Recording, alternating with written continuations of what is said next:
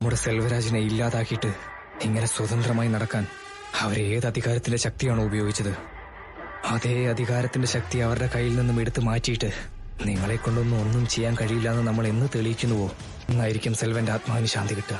നിങ്ങളുടെ മകൻ തന്നെ നമ്മുടെ പാർട്ടിക്കെതിരായി നടക്കുന്നത് വളരെ സങ്കടകരമാണ് സുഹൃത്തെ. മകനോട് സംസാരിക്കേ. ഹലോ അച്ഛാ. മോനെ കതിരെ, നിനക്ക് സുഖമാണല്ലോ? അതെ അച്ഛാ, സുഖമായിട്ടിരിക്കുന്നു. അമ്മ എന്ത് പറയുന്നു? ആ, കുഴപ്പമൊന്നുമില്ല. പതിവില്ലാതെ എന്താ ഈ സമയത്ത്? കതിരെ, അത് സത്യമാണെന്ന് അറിയില്ല. അത് വേണ്ട മോനെ. അച്ഛാ, എവിടെയാണോ അസമത്വത്തിന്റെ പേരിൽ മനുഷ്യൻ ഇല്ലായ്മ ചെയ്യപ്പെടുന്നത് അവിടെ അവരുടെ കൈകോർത്ത് പിടിച്ച് പോരാടുന്നതാണ്. അച്ഛൻ പറഞ്ഞത് ഇപ്പോഴും എനിക്ക് ഓർമ്മയുണ്ട് അച്ഛാ. ഇവിടെ ചവിട്ടി താഴ്ത്തപ്പെടുന്ന മനുഷ്യരുടെ കൂടെയാണ് അച്ഛൻ ഞാൻ. അച്ഛനത് ഇഷ്ടമല്ലെങ്കിൽ പറഞ്ഞാൽ മതി, ഞാനത് വിട്ടേക്കാം. മനുഷ്യരെ തകർക്കുന്ന ശക്തി ഏതായാലും അത് തകരണം.